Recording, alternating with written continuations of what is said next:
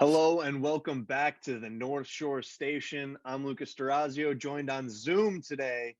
A little Thanksgiving break action by Camden Oiler, Dom Farrow. Nice to see you guys once again. Join us here on the North Shore Station. We have a very special Thanksgiving edition episode of the North Shore Station, and it involves these chickens right here. If you're watching on video, if you're not, you're going to have a rough episode because we know that no one loves listening to a podcast as much as when the hosts are just eating on it. So that's what we're going to be doing today because that's what everyone requests is mukbangs from us, of course. Yeah. No, just kidding. But yeah, we are going to be doing a little chicken challenge here. Dom, this was your idea. So why don't you give us a little rundown here? Well, see, turkeys are a bit at this time of the year, they're a little hard to come by. You know what I mean? What's the closest thing to a turkey? A chicken. We needed the full bird for this, so we went with the rotisserie chicken, the standard. So we're just gonna see who can eat this chicken the first in the spirit of the holiday season. So what are we gonna do though? Is it gonna be just the first one to finish and then we end the episode, or do we all need to finish? I liked what you said before that at least 2 chickens have to be finished. Yeah, there needs to be an inspection, of course, to see if it's clear, to see if there's enough meat off that. For sure. You guys have any strategies for how you're going to take down the chicken? I think I'm going to go legs first. I think that's my way in. Yeah. I personally am just going to try to talk as little as possible this episode. All right. Because one, I didn't get to watch a lot of NFL football this weekend, unfortunately. And 2, it's just going to give me more opportunity to eat. Yep. So that's the other thing too, is we're going to have a normal episode. So, when I ask Camden a question, he's got to answer. All right. If I ask Dom about the Steelers, he's got to give us a rant about the Steelers. There is no pass. There is no pass. Yeah, you can't pass. All right. You can talk with your mouth full. Your questions. If you really want, you can talk with your mouth full, but you can't say nothing. Yeah. Quick rundown. Does anyone else have a Bev? I feel like it's going to get a little water dry in the middle. I went with a D-Pep. Ooh, the DP. And some water, a little DP, a diet DP actually too. I got a little flavored water and a little bit of regular water.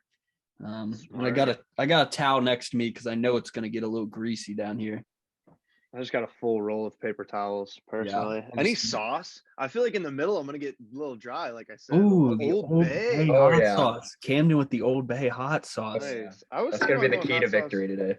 I'm going honey mustard. Oh, okay. G. Hughes. Okay. I never heard of it, but sounds good. Honey mustard. Dom? I got no sauce. I'm going raw. Going dry? Wow. Man. Into this thing. It's going to be interesting. I might need to leave for a minute in the middle if things start getting really gross. But I mean, my biggest strategy is eating as much as I can before I realize that I'm full. So that's a good my strategy. And with that being said, should we get started with this episode? Yeah, sure thing. I noticed you guys are going hands too, by the way. Yeah. Your hands are going to get greasy. You're going to have to use the laptop, I might. I'm trying to go a little utensil. I might just go straight off the dome for this one. Yeah, might have to. True. All right. Here we go. Ready? 3, 2, 1. Cheers. It's cold. All right. So week 11. Camden got his out of a bag, and he got it yesterday too. So that might be a little disadvantage for Camden. I was hating on the bag chicken. I was like, that looks disgusting and fake, and that's not real rotisserie. And then I went to the store today, and all I could find was bag chicken. So Your county giant coming in clutch. It's incredibly dry. I can say that. Wow. I'm having a tough time getting through this. But all right, let's talk a little bit. This maybe was a horrible idea. Now that we've started this, I can barely speak. Probably. Week 12 is happening this week. It's going to be the 3 Thanksgiving Day games. It's pretty crappy games, if you ask me. I'm not really looking forward to many of them. But let's talk about week 11 first, and let's get into the biggest winners and biggest losers. I see Camden with a full mouth, so I'm going to go to him first. Who's your biggest winner? Uh-huh. My biggest winner has got to be the Colts. 41-15 against the Buffalo Bills. Now, we all know how the Buffalo Bills play this season. It's either get blown out or blow somebody else out. There's no in between. And, I mean, this honestly isn't a Colts biggest winner. It's a Jonathan Taylor biggest winner because that guy's an absolute stud. 5 touchdowns on the day. against a defense that isn't bad in any means. So I And feel like into it's more of a this big game, win. leading the league in points given up, actually. I didn't know Oh, that. was I? I Yeah. can't use my laptop, so I wouldn't know. But no, I mean, big win for the Colts. Division game gets them one game closer to a playoff spot. Offense looked good. Defense held a Bills offense to 15 points. Doesn't get much better than that. Good win for the Colts this week. If Derrick Henry didn't get hurt this season, do you still think Jonathan Taylor's the best running back in the NFL this year? No, I think it's close, but I'd probably give it to Dalvin Cook Dalvin Cook? when he's healthy. Come on now. There's only My three question options. is, Only three options for best running backs. It's Kamara, Jonathan Taylor, and Derrick Henry when they're all healthy. Then we can start talking about Dalvin. what week did Derrick Henry get hurt in? Week That was 8, like I week want to say. 6 or 7, right? Yeah, 7 or 8, yeah. Around there, yeah. This week is the first week that Derrick Henry has not been the leader in rushing yards in the league, and he's been out for 4 weeks. Yeah. I personally think that alone. So now, granted, the way their offense is built, it's built around him. You know, they're going to give him the ball, make you stop the run first, and then, you know, maybe see what Tannehill does, which is interesting, especially when you look at how many weapons they have. But still, when you lead the league in rushing yards, when your season's over, even 3 weeks after your season's over, I would probably have to say Derrick Henry just for that. And also, I think it's a little disrespectful you don't mention Nick Chubb in the top echelon of running backs, because I would say he's in the conversation for best in the league. Yeah, I definitely would put him up there, and you can't forget McCaffrey as well. There's actually a lot of really good running backs, but with Jonathan Taylor compared to Derrick Henry, like you said, the Titans are so they rely on Derrick Henry so much when they have him. I think it's quality over quantity. I think Jonathan Taylor is just the most electric player on the field right now. More 30-yard rushes than every NFL team. I also think, though, that Colts offense is kind of shifting that way because, you know, Carson Wentz isn't exactly what they wanted. I don't think he's as good as they would have hoped he could be. He's not been terrible. He's been very serviceable. I wouldn't say he's losing them games for sure, but he's not doing anything that's like crazy impressive. He's not an MVP season like they were hoping that they would get from him. That Eagles season that they ended up, you know, going to the Super Bowl, and they thought that he would be the MVP before he got hurt. But so I think, and really besides Pittman, they don't have that many weapons on the outside. I like Mo Alley Cox as their tight end. I think Paris Campbell's pretty good, but he hasn't been able to stay on the field. So they're going, and they have a great offensive line. They're going more and more to that running game. So I think that's why Jonathan Taylor is getting a lot of carries. And really, when you look at it, Nyheim Hines, too, their backup running back, he's getting a lot of carries. He's getting a lot of yards. He's had good numbers this year. So I think their offense is kind of shifting more towards that Titans offense of let's just give it to our bell cow. And then if our quarterback has to beat you, we'll see what he can do. What's your biggest winner, Lucas? My biggest winner, as I need a sip of DP, I'm going breast first. It's a little dry. I was hoping I wouldn't have to bring out the honey mustard too early, but I think I might have to crack it here in a second. Cam's got the hot one, so that sip of DP didn't go down too well. My biggest winner, is the Patriots. 25-0 win on Thursday night against an inferior opponent, the Falcons. Not great. I don't think that they have a shot this year very much. I think Kyle Pitts is really good. I think they have some good weapons, but I don't think it's the Falcons' year for sure. I think it's definitely rebuilding time in Atlanta. I don't know if Matt Ryan can get it done anymore for them. That's another conversation that they'll have to hold on another day. But the Patriots come out and they take care of business. I mean, shutting out an NFL team, no matter who it is no small feat. Taking care of business on a Thursday night on a short week. I mean, Bill Belichick has this team exactly where he needs it right now. They're the hottest team in the league. The last couple of weeks, I've been saying it's them and the Titans is the hottest team in the league. And you mentioned it, Camden. I mean, the Titans, I think you mentioned it, Camden. They lose to the Texans this week. I know they're someone's biggest loser. so I'm not going to talk too much about the Titans. But with that, it completely makes the Patriots the hottest team in the league, far and away, above really anyone else. It was them and the Titans for a while, and now it's just them. I think they stand alone as the hottest team in the league. Bill Belichick has that team right where he needs them. Mac Jones is getting better every week. He looks really, really good. And that defense, I mean, any Bill Belichick defense is just, very legit. And they just keep coming back and keep doing what they do, clock in mentality, clock out. And they're impressing me a lot. Yeah. So they're my biggest winner of the week. First place with a big win. Yeah. First place in the AFC East after the Bills take that loss. So that's really impressive with a rookie quarterback. You're not really any like star weapons on that team. There really isn't. Like their running backs aren't bad, but they're not great. You got Damian Harris and Ramondre Stevenson. Like these aren't any big names. And the receivers, you got Kendrick Bourne and what's the guy's name? Jacoby Myers. Jacoby Myers, yeah. And it's just really impressive what Mac Jones has been able to do. I think he is the rookie of the year by far, in my opinion. And honestly, the Patriots, this could be the first time you see a rookie quarterback win the Super Bowl. I'm not going to lie. They're looking that good. I might have to go out on a limb there and predict that this early on. My biggest winner is the Philadelphia Eagles. Jalen Hurts, I'm still not convinced on his arm, but the way he's able to use his legs and just extend plays. And Dallas Goedert is proving himself to be a reliable target. Their defense has been putting it together. That's usually been their weakness in the last season or two, that defense just couldn't do anything. But they've actually been holding their own lately. They get the big win against the Saints in week 11, 40-29, just putting up points. Miles Sanders is back now. We all know how talented he is. If they use him like they should, they're going to win a few more games, and they might find themselves in the hunt towards the end of the season to make the playoffs. This was a big win, beating a Saints team that's pretty beat up, but still very talented team. So I'd say Philadelphia is my biggest winner of the week, as much as I hate to say it.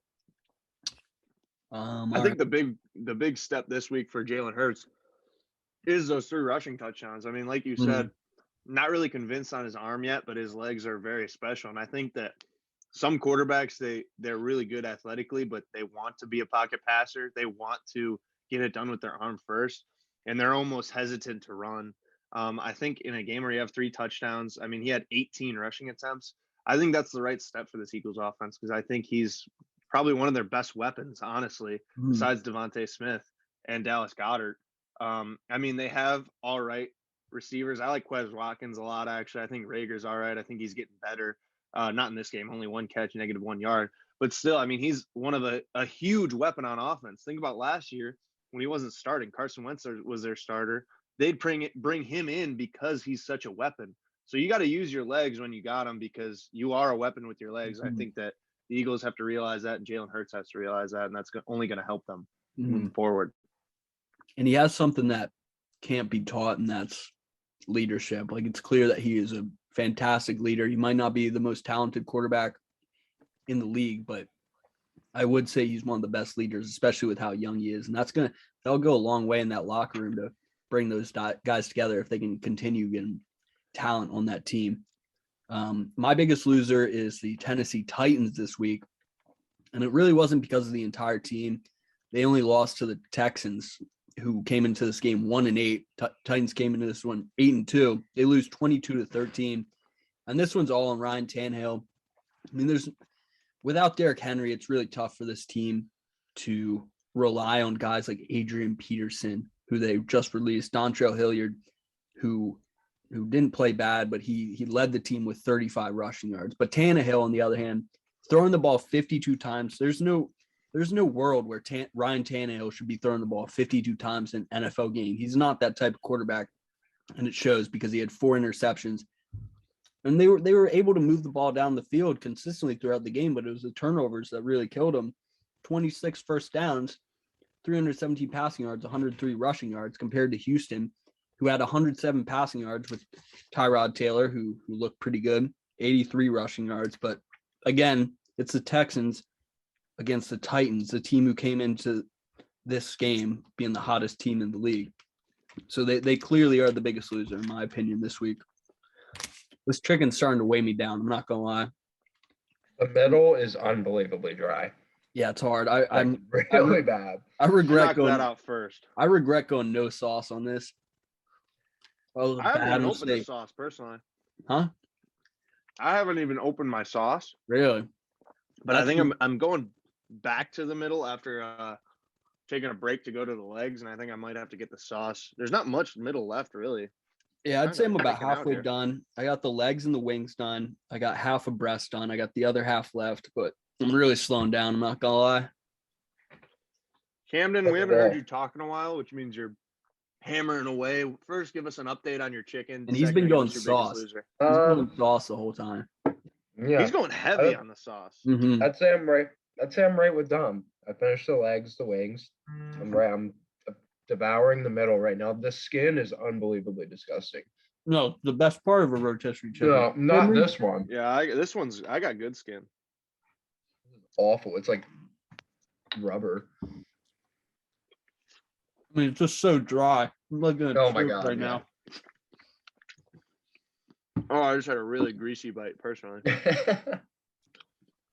We should have done like a pumpkin pie eating contest. It would be a little more moist. We would have been able to talk a little better, I think. Yeah, probably. Camden, biggest loser is our stomachs after this. I'm excited for this one. The Dallas Cowgirls. Oh my God. The biggest winner are going to be these gains from all this protein. Oh, Dom's man. biceps.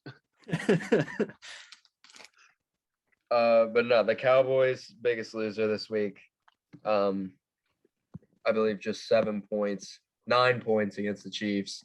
A defense that's been bottom 3 in the league the entire season. Even without Amari Cooper, you have to put up more points against that defense, especially with how high powered that offense is with all the weapons that they have, and then Dak Prescott as well. Just not showing up basically is what it was. I don't know if it was the stage was too bright for him or what it was, but he just did not show up in the least. And neither did the Chiefs. With what we've seen with the Chiefs in the past, only scoring 19 points is low for them, especially on a defense like Dallas's. That's not, it's I wouldn't consider it top tier. So, with how hot Dallas was, with the commanding lead that they had in the AFC or the NFC East, now This thing is dripping. Sorry, go on. Now the Eagles take a win, you take a tough loss, you're getting close to division play. You want to keep that big lead, and giving it up in games like this is not what you want to do. So very happy to be able to say that the Dallas Cowboys are definitely my biggest loser. Are they frauds though? Yes. Yeah. I think they proved that this was that the Sunday night game, if I'm not mistaken. No, the Steelers was Steelers were the Sunday night game. But my point still stands. I just don't think I don't think they have the defense to get it done. I don't think Dak Prescott is going to have to win a Super Bowl. Zeke just isn't what Zeke used to be. He did get pretty banged up in the beginning of that game, to be fair. Yeah. But yeah, they didn't look good at all. But mostly Dak. Dak was the issue there. But we all know that Dak sometimes can just flip that switch, and he's like the best quarterback in the league. And other times he comes out, and people are like, "Oh, now I remember when I thought that Carson Wentz was better than this guy." Which what we call that switch? You call that switch inconsistency. Yeah, I mean, you're not wrong. People used to clown me for saying Dak Prescott's a better quarterback than Carson Wentz. Clown me for that for years, and I'll never forgive him because Dak Prescott is clearly better. He's nothing great, but he is better than Carson Wentz bum. So, all right, Lucas, you've been chowing down on that chicken. It's time for you to give us your biggest loser. You had a nice break there. Yeah, I think right now the only thing I got left is the wings, really. Yeah, I think you might beat me. I got like this much left, but it's going down slow. Let me tell you. My bird was huge. We're dry as fuck. I mean, hell. Sure. Oh my God. I might have to go. Tough piece of skin. Sorry. I might have to loser go. of the week. What's that? I might have to go Joey Chestnut and start dipping it in water or something because it's real dry. You got to go sauce, man. I know. You got to get something. I messed up. The bag chicken was dry. Mine's pretty greasy. I'm not gonna lie. I think I might need a shower after this. Oh, My computer screen's all greasy. But my biggest loser of the week is the Bills. I mean, they're inconsistent. You mentioned inconsistency with Dak Prescott. Their inconsistency has been the most consistent thing I'm talked about on this podcast. Every single week, I say it. You don't know which Bills team's going to show up. They're inconsistent. It kills them every week. Oh my God! Nice. And I mean, it showed up here. You only scored 15 points against Colts. I mean, the Colts are a good team, but like I said, they obviously have one guy that you got to stop. It's Jonathan Taylor. They clearly didn't do that. Scored 5 touchdowns, 185 yards on the ground. He had another 19 through the air, so over 200-yard game for him. Josh Allen, I mean, all right, 2 touchdowns, but 2 interceptions as well. I mean, that's not going to get it done. I think that this run game is just ridiculously bad. Matt Breida was their leading rusher, who I didn't even know was on the Bills. I didn't even know he was still in the league. 5 carries, 51 yards, which, is a 10-yard average, not bad. But once again, Josh Allen's their second leading rusher. And, it's either every week, it's either he's their leading rusher or he's their second leading rusher. And, yeah, he can get it done on the ground very well. I think he's got very talented legs. But when your quarterback is that consistently in the top 2 as your rusher in a game, it's not a good thing. I mean, their rush game is abysmal. Their defense can't stop Jonathan Taylor clearly. And like I said, it's just which Bills team is going to show up. And this Bills team wasn't the good one that showed up. And you lose 41-15 to the Colts. I mean, something's going on in Buffalo, and they got to figure it out and figure out something to get them more consistent, get that offense every time rolling, because that's really what it's all about in the NFL. It's about consistency. You got to have the same offense, same game plan, same success as much as possible. And right now, they just don't have it. I feel like if they had a star running back, there'd be no doubt in my mind that they're the Super Bowl favorites. But without a standout lead running back, I just can't consider them a top team. I'm not sold on the Bills yet winning the Super Bowl this season. And for that reason alone, honestly, because I do think they have a good defense. But yeah, the running back situation is an issue. I have a hard time envisioning a team with Devin Singletary, Zach Moss, and Matt Breida winning the Super Bowl. I just can't imagine that. All right, that is the biggest winners and losers. Lucas, how are you doing on that chicken? Are you almost done? Yeah, I gotta clean up the brush a little bit. Yeah, I'm pretty close. There's a few more scraps I need to clean, but personally, the way I was raised, you don't leave nothing. You don't waste no food. Yeah, I don't leave anything. Uh-huh. When I clean a wing, I clean it. Yep. So these are a little bit different. These are a little harder. But when I go to B-dubs, it's got to be clean wings. Oh yeah. So right now, if I want to flash this up, it's kind of just a carcass at this point. Yeah. It looks a little bit like a rabid animal like tore through it, but mostly just some meat around here, and I think I'm really good. Here's a look at mine. I'm gonna go fingers for the rest of it. Camden, let's take a look at yours real quick. This is a visual show. Oh, Camden's behind a little bit. Dude, this thing got is some so meat dry. hanging on that bone. This is awful. It looked like you were eating a lot. I think you were just taking a lot of time putting the sauce on. Dude, it like every takes single like bite, you're over there like. Takes 25 minutes to chew each piece. Yeah, it's pretty bad. Oh, I had to go to Coke. Mm-hmm. Well, flavored cream. Yeah, sometimes you need that. I got bone in there. Flipping mine over here and seeing some meat on the underside.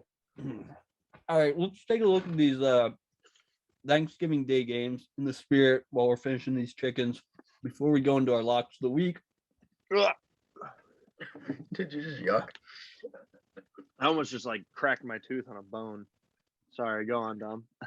Hold up. I'm glad you interrupted me because I was choking on that chicken. All right. Kicking off the Thanksgiving Day slate on Thursday, 12:30, Chicago Bears going to Detroit to face the Lions. This game just sucks. This is one of the worst games on paper you'll ever see, especially with Andy Dalton now starting for the Bears, I believe. They're still 2.5-point favorites. Lions coming off. What did they do last week? Rough loss to the Browns. Oh, yeah. They put up a fight, though. They put up a fight. I could see them beating this Bears team. I'll take the Lions plus 2.5 here. Over-under's 41.5. That has under written all over it. I don't think there's going to be many points in this game. I personally am going to take the Browns just because excuse me, not the Browns, the Bears. Because the Lions are still without Jared Goff. He didn't play against the Browns, and short week coming in. So I forget their backup's name now. Doyle or something like that. Mm-hmm. Yeah, Boyle. I was blanking on his name there, but the Browns looked really bad last week, and he looked even worse almost. The pick that he threw was like really ugly, and it seemed like him and Baker Mayfield were just battling to see who could be worse in this game. And Baker just barely got beat by Doyle. What's his name? Boyle. Matt Boyle. Yeah, Matt Boyle just barely edged out Baker. DeAndre Swift continues to be one of the best backs in the league on one of the worst teams in the league. And not even one of the worst teams, probably the worst team in the league. They got to get him the ball as much as possible. I got the Bears in this one at -2 because of the fact that Jared Goff, and don't get me wrong, Jared Goff is a crazy good quarterback, but even without him, this team is even worse. With him, they were always putting up a fight. Without him, this team is really, really bad. And for that reason, I got the Bears, even with Andy Dalton. I have the last few pieces of my chicken here. Here's what I got left. A little handful of chicken. Almost done though. Oh, Camden, what do you like in this game? Do you like anything about this game? It's hard to, but it'll be good background noise for when I take a nap after I eat, and then wait for the you next must two be games. eating early. What time do you eat on Thanksgiving? Like at least after 2 p.m. I usually eat around 12, 1. Well, jeez. Well, this game starts at fair enough. You might be in that nap territory. I can see it. Yeah, right after you eat. I usually go. I think I usually eat around like 3 p.m., 4 p.m. Yeah, you we're starve usually yourself all day, and then you go crazy. Then you fall asleep, and you wake up later, and you eat the leftovers. Simple. There'll be better football than this. This isn't. I mean, if you're betting on this, you have a problem, and there are people that can help you with that problem. But no, I mean, I get it. The Lions have to play on Thanksgiving. It is what it is. It just sucks that they suck. But to put them against the Bears doesn't make it any better. Like, I guess I would rather watch a good team spank them than two bad teams just duke it out for who's worse. I will say I'm glad that they scheduled this game for the Lions. Obviously, the Lions have to play on Thanksgiving every year. I'm glad they scheduled it against the Bears, who their starting quarterback's out, and Justin Fields. So I feel like the Lions could have a chance, but I want the Lions to win, but I feel like the Bears are going to take it. I'm officially done with this chicken, FYI. I was about to say the exact same thing. I think I'm done, man. Ooh, I didn't think I could do it. Hold it off, though. Oh, I don't think I'll eat a rotisserie chicken for a while. I'm good for a little bit. I haven't had a good rotisserie in a while. Being at college, I don't get it as much. My mom always has them at home, but sometimes I get them at Giant Eagle. That's not nice little $6 for a full bird. I mean, not getting at a Giant again. That's for damn sure. I ain't getting no bag chicken again. I can promise you that. That looks pretty good. That looks clean to me. Here's my carcass. My bones are all over here. There they are on that napkin. Didn't even crack open the honey mustard. It's all right. Give them next year. Is this going to be a North Shore tradition? It might have to be. The rotisserie Thanksgiving Eve chicken. The chicken challenge. Now I'm going to smell like a rotisserie chicken at the bar tonight. This is not going to be good. Yeah. I feel that. I feel the same way. Quick little shower before then. All right, next Thanksgiving game, 4:30, Raiders going to Dallas. Dallas are 7.5-point favorites here, which is pretty interesting considering they only put up 9 points last week against a pretty mediocre Chiefs defense, if you ask me. Over under is 51.5. I think this game will be interesting. I think it'll be close. So with that being said, I think I gotta take Raiders plus 7.5 here. Yeah, I'd agree with that. I would say this is either going to be a shootout. I think it's going to be a shootout. I don't really see either of the two pass heavy offenses. I feel like this is a good spot for the Raiders to kind of get back on track, kind of not let the good start that they had kind of fully slip away from everything that they've dealt with. But I think this is probably the most exciting game on Thanksgiving. If Dallas shows up, that's the question. I'd probably take the Raiders I'd probably take Raiders plus 7.5. Yeah, I mean, I'd have to agree. I think the Raiders had a tough loss to the Bengals this week, but really the Bengals were going to be my biggest winner because I think the Bengals are really good. Coming off a bye week, they were coming off a bye week. They came out and looked good against the Raiders, put up 30 points. And like you said, Cam, this is kind of like the last step to their season just fully being a runaway train. Being on in a not prime time game, but on a Thursday night, they're going to be the only game playing at that time.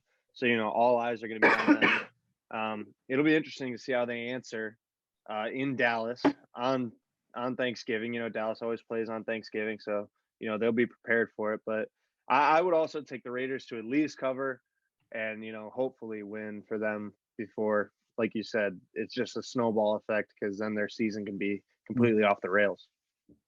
Why is it always the Lions and the Cowboys? Is there a reason for this, or is this just There's some sort of contract that goes way back to, I believe it's 1934 or something like that.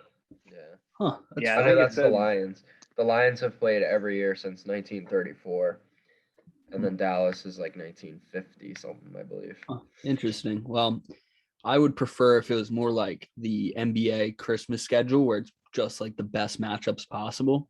That would be optimal because the Lions have stunk for the last 2 decades. The Cowboys, I enjoy watching the Cowboys on Thanksgiving, but the real game that people usually tend to care about is the night game, and that's going to be this year Bills versus the Saints. It's going to be in New Orleans. Bills are 6-point favorites, over under 45.5. I'm not sure about the spread here. It might just be in my lock of the week, but the over under, I like the over in this one.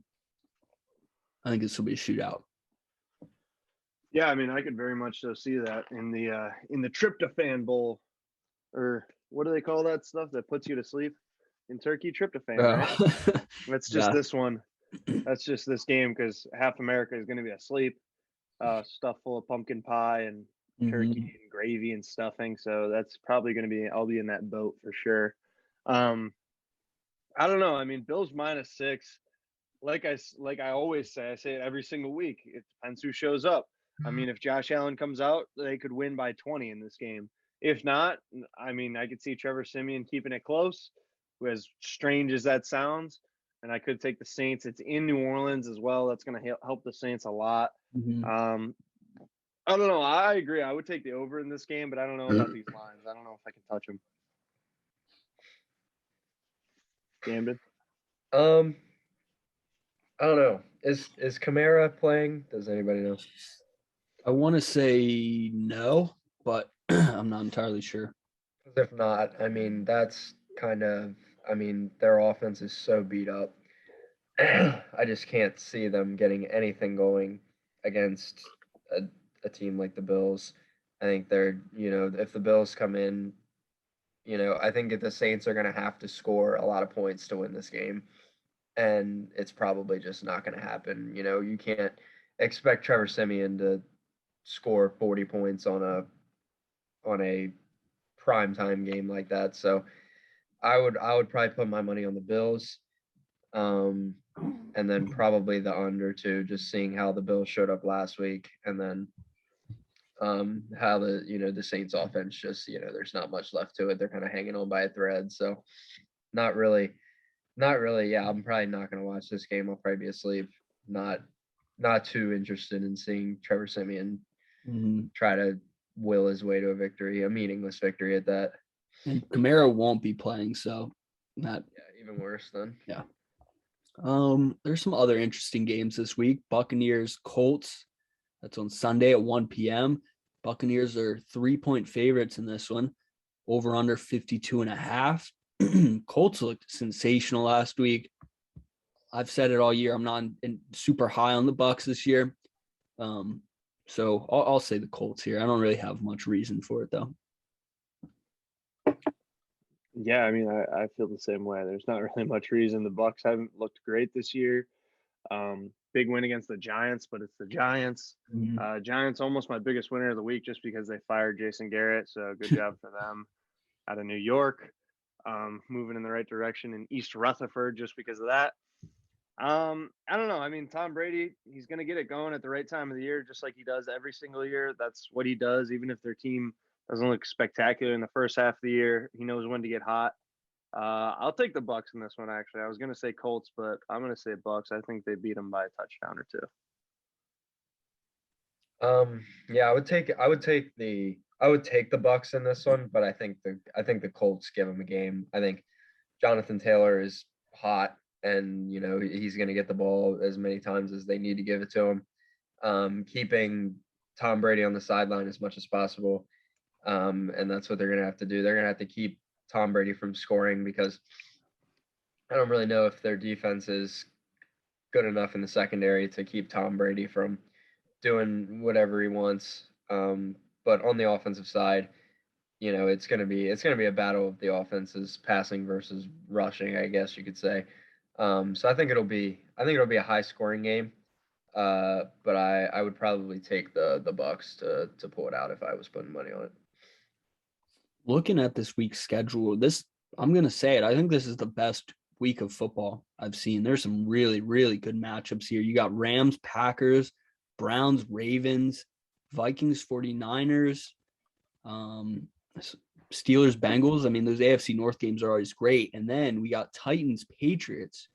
The Titans taking a loss to the Texans kind of knock them down a peg, but two of the very, very, very hot teams in the league facing off here. And the Titans are 6.5-point underdogs to Mac Jones and the Patriots, which is just a huge number. I can't take a rookie quarterback 6.5 points against the Titans.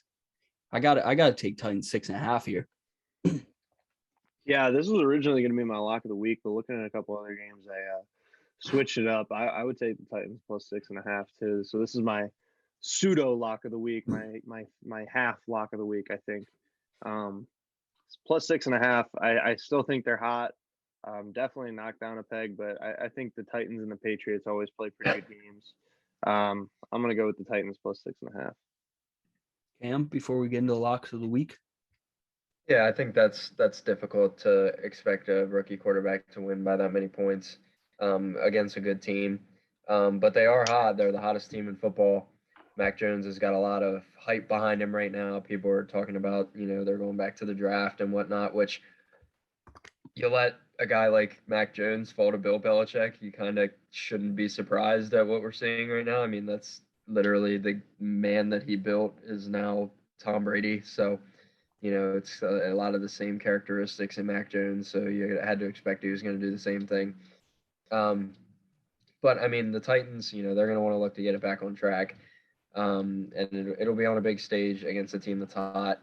I think, this will be another shootout. I see the Patriots offense stepping up because they're hot. They can use that momentum to their advantage. But then the Bills offense, I think it's just too much for that Patriots defense. There's just not enough firepower on the other side to keep that passing offense from doing what it wants. So again, I think this will be a close one. But I wouldn't be able to trust 7 points to a rookie quarterback, exactly like you said, Dom. All right, let's head into the locks of the week now. Last week, we all took an L, 0 for 3 from the podcast boys. Camden is the only one who's above 500 right now, sitting at 7-4. I'm right behind at 5-6, and Lucas is at 4-7. So these numbers aren't the best. And every single week, when we do these locks of the week and I lose. I'm just shocked that I went 3 for 3 weeks in a row when we did the podcast last year. I went 9-0 through 3 weeks, which just blows my mind. That's the luckiest streak I've ever been on. And unfortunately, I never put a single cent on it. So, all right, locks of the week, though. Lucas, let's get back in the win column here. Let's get up to 5-7 this week. What is your lock of the week? Well, yeah, like I said, it was originally going to be that Titans game. But instead, I'm going to a divisional game. I like the Eagles a lot last week against the Saints. I thought, like I said, Jalen Hurts getting it done with his feet. I think he's going to continue to do it. And, they're playing the Giants. It's an NFC least matchup. We don't talk about the NFC least enough anymore. Still a great division of football. We love seeing games in that division. But, the Giants, even if it's going to be a long-term step in the right direction, firing Jason Garrett, in the short term, we'll see how it affects them. Maybe in 2 or 3 weeks, they'll be a better offense. But right off of firing, it's going to be kind of a rough start, I think, especially with this Eagles team that has shown a lot of flashes. So I'm taking the Eagles -3.5 against the Giants. Dom, also, you mentioned that AFC North. We're going to have a lot to talk about in that AFC North next week with your Steelers playing the Bengals, Browns playing the Ravens. So looking forward to talking about the AFC North next week. Camden, your lock of the week. I'm heading back to that Bucks-Colts game. I'm taking the over in that one, 52.5. I know that's a lot of points, but like I said earlier, Jonathan Taylor's hot. They're going to give him the rock.